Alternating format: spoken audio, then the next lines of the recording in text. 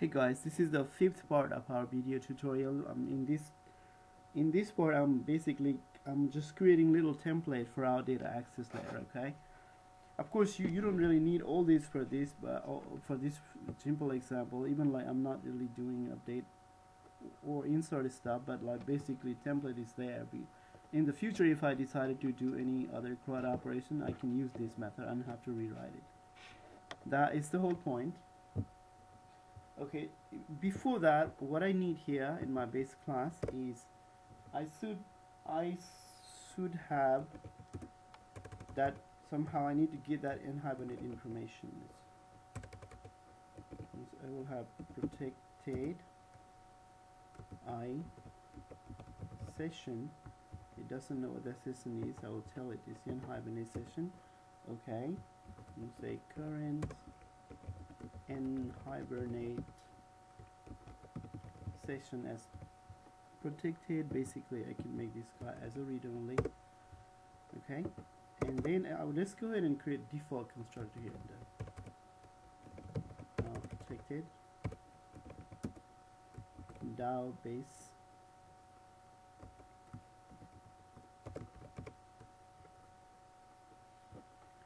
So basically in here, what I'm going to do, let's make it a current like that. Current NHibernate session. So I have to set this one.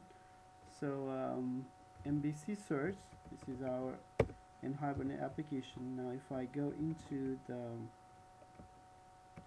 MVC application, I have the static property there called NHibernate session factory. For that factory, I'm going to ask get current session, and this, I basically ask the current session right here and set that information into my local variable here. Even this one I need to be protected. It's a private read-only, say, like current NHibernate session factory in my base, and this is in the constructor of this my base class. I basically set that value. Now once that is done, creating object is pretty easy. Let's go ahead and do the implementation of this one. So always you have to do I transaction. This is basically NHibernate related stuff, so basically equals to this dot current session begin the transaction. Okay, it's a method. So basically I'm going to start the transaction here, and then in my transaction all I have to do is basically this, the current NHibernate session dot, it has a method called save. So what I'm saving is T, my object. Okay, and then this, just by doing this is not enough. If you really want to save it, you basically have to you basically have to this dot NHibernate session dot commit it.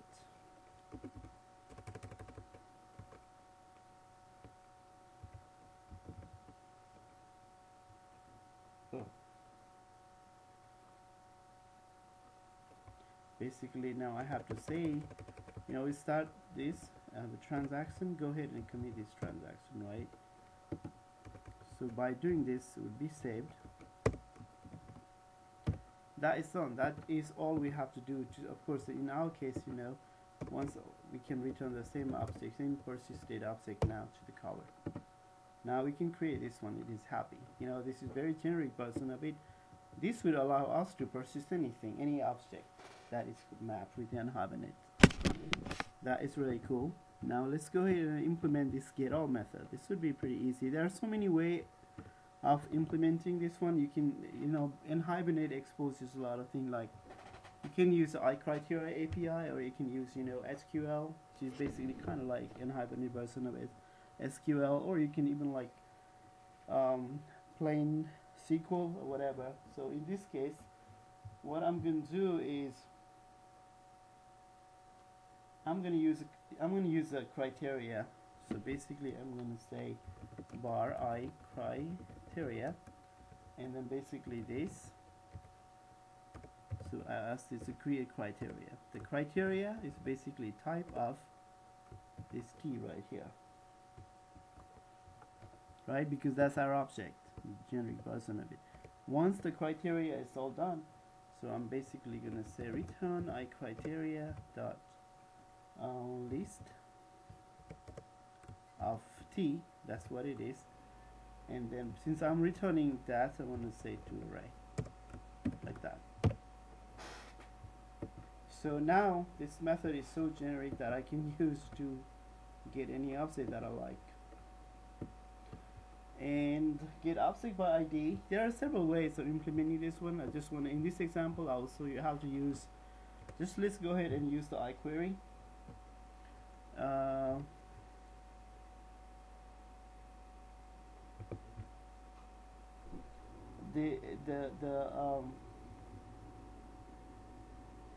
So basically, let's go ahead and use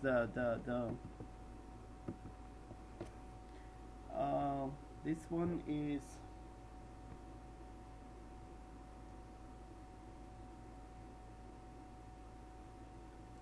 get object by ID. I would have just use iQuery. Let's say I'm going to use iQuery API from this, and the current NHibernate session. I'm going to say create criteria. In this case, I need to pass the query here.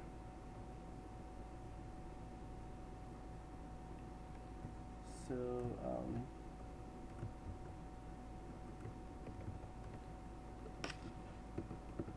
or I can get object by ID. Yeah, you can say this dot. I have a load method. The load method takes a bunch of parameters. It has overload. You can say a type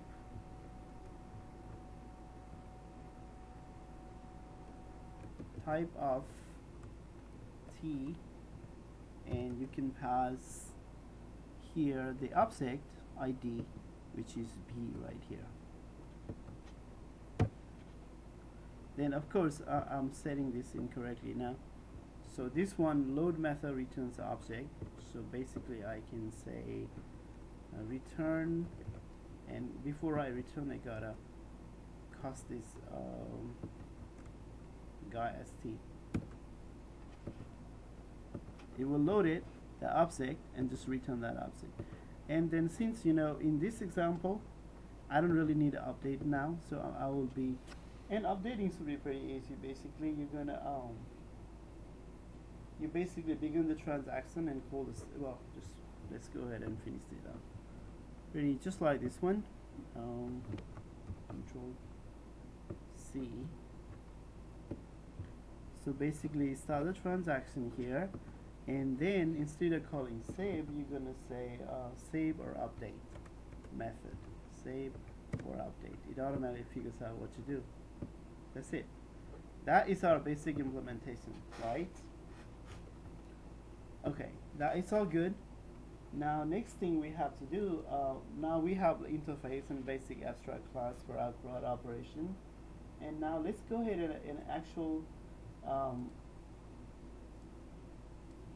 let's go ahead and create our object called our actual DAO object. In this case, of course, feature is our DAO object name, domain object name. So I'm going to say feature DAO MPL. It's a naming convention, whatever you name it. It's totally up to you.